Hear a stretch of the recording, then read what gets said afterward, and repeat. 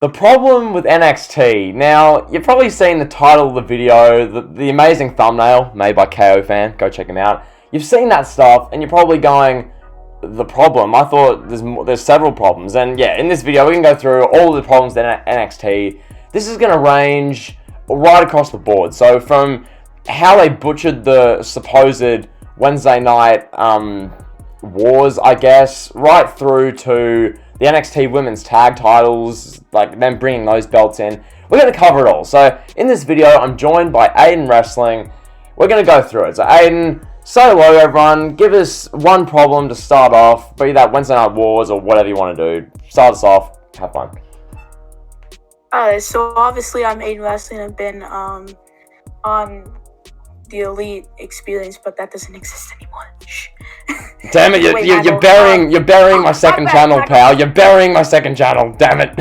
Oh, damn it! Alright. Yeah. So this is the problem with NXT. Feel free to sub to me if you feel interested. But yeah. So let's start with the Wednesday Night Wars. So I guess you could just talk a little bit in detail on how NXT failed in the Wednesday Night Wars, I guess. Where it all started back in September of 2019. So I guess you can go ahead and legit. So if any of you guys are aware of the timeline of NXT, that they find out that AEW is going prime time Wednesday nights on TNT, AEW Dynamite. They find out that NXT, WWE panic, they hotshot NXT off of the WWE network onto the USA Network, 2 hours, live. They completely change NXT from the fabric of its identity from the 2018-19 version, which so many people still hold on to as being amazing. They take that and put it at 2 hours live on USA to combat AEW Maggle. So they do that, and then NXT, my guy, it just hot-shotting, inconsistent booking, just... Where do you want to begin with this? There's so many problems to go over with NXT since the move to USA. This video, we're going to try and cover a lot of them. So, I think one thing I'll start with, Adam Cole's reign. It's kind of a bit petty to bring up now because it's been done for 8 months. But how stale it got. What do you think of Adam Cole's 400-day-long NXT title reign? So, I'll admit it started good. Correct. Very interested. I was very interested in it. He obviously had good matches against Gargano, Riddle, Balor, all that stuff. But I think where it really got stale was probably before Takeover Portland, right? In between War Games and Takeover Portland, because we're going into Ciampa versus Cole. We're okay, come on, Ciampa, win. But, he didn't. And then, Corona hit, and it's here's Adam Cole with no crowd. And it's just so stale. You have Undisputed Era constantly just, coming in, and just absolutely just helping this man. It was just, it was annoying. And then the fact that when Adam Cole lost, it got spoiled by one of the NXT roster members. Oh, God. So, it really was just stale. I only liked it probably toward the June and September mark, to be honest. Well, yeah, and you think about the reign, and there's just that 4-month-long program with the Velveteen Dream, who, he was hardly a fan favorite last year, this year, just in general. Which, by the way, I am adamant that WWE silently released the Velveteen Dream. He's made one appearance in 7 months. I think they're parting ways with the guy. Seriously, going forward with Velveteen Dream, what can they do? Realistically, but nonetheless, Velveteen Dream, Adam Cole feud for 5 months in the main event of NXT. There's no crowds.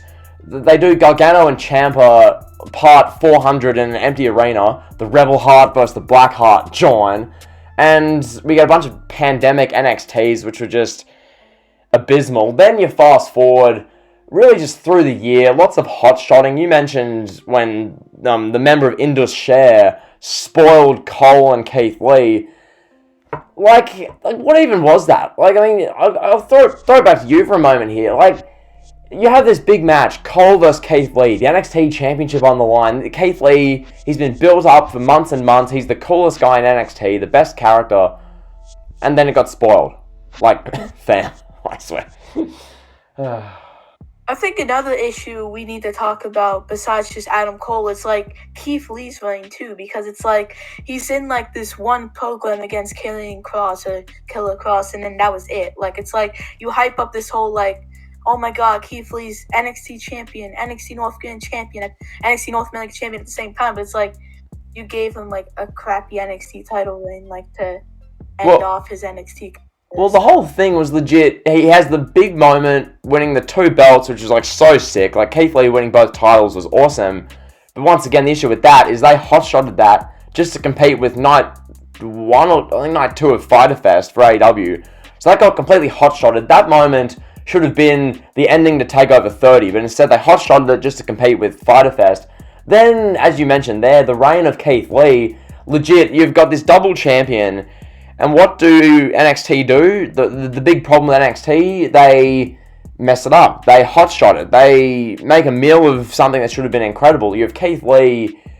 He's the NXT North American champion for like 5 months. He just vacates that belt. He says, the North American title doesn't mean anything to me now that I'm NXT champion. That belt can be vacated. You can go to a ladder match at TakeOver 30. And then he's the NXT champion. He has a fireball put into his eyeballs. And then he loses at the Cross. Bruh. Like, for real, you know? Come on. Like, yeah, it wasn't something special. But I think another problem that I talked to you about behind like the recording was the fact that like they literally do not promote those shows at all. Like if you compare like AEW promoting like to NXT promoting, NXT sees like an indie house show. Like it's like barely promoted. Like it gets promoted once. It's like next week on NXT, Dexter Lumis, Austin Theory. Like who can okay, either way, it's like that's what you're giving us. Like it's like there's no promoting at all on Twitter, YouTube, Instagram. It's just one post saying next week on NXT, and it's like here's your card, and it's all like just Dexter Lumis, Austin Theory, Xia Li. It's like. Well, it's bipolar. It's like you go from when they moved to USA Network and Vince McMahon to try and make NXT seem great and have them compete and beat AEW. He had NXT at Survivor Series defeat Raw, defeat SmackDown, beat these main roster talents who casual fans more so know. Vince had NXT beat them, and it's like, oh my god, NXT this, NXT that. And you fast forward 6, 9, 12, 15 months down the line, and you mentioned it right there. What's the NXT promotion? It's a 20-second ad during the second hour of Raw saying, oh, Dex Lumis, Austin Theory, NXT this Wednesday night on USA Network. Who cares? Like, I'm not gonna see that and go, oh yes, Lumis Theory, no storyline, let's go. Like, what kind of promotion is that? Like, you go from all-in, no pun intended, promotion with, you know, Survivor Series 2019 with NXT wrestlers competing with main roster wrestlers to what? To Lumis Theory this Wednesday night at NXT starring Vic Joseph on commentary. Like what's happened, dude? Like seriously, come on. Yeah, and another thing I think there's a problem with it's like the booking. Like when you like this is nothing like trying to you know go on AEW's side, but it's like you compare an AEW card to an NXT card. Like it's not just the promoting, but it's like they're promoting them like the matches. Like AEW announced like a lot of things on the show, but then you have NXT announcing like 3 matches in one segment compared to AEW announcing like 8 matches in like 3 segments. Like, what would you rather watch that day? Would you rather watch something with more matches and more segments, or something with less stuff? Like, you know, like that's another thing I have an issue with, because it's like here's AEW, here's this, here's that, and it's like here's a big tag match. Like let's just say like Jon Moxley and Eddie Kingston versus Kenny Omega and Don Callis, I don't know, something like that. And it's like, here's NXT with Dexter Lumis and Austin Theory. Like, what would you rather watch? It's like, it's just like. And like one thing I think of, you mentioned promotion there. I'll give a perfect example. As much of a letdown as this ended up being at Revolution, the thing AEW did, which also before I get to that point, I just got to say to the person on Twitter who said I'm on quote unquote AEW pills.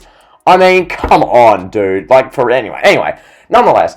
When it comes to AEW, yes, they promoted some big Hall of Fame acquisition, OMG signing, and they promoted the exploding barbed wire deathmatch, okay?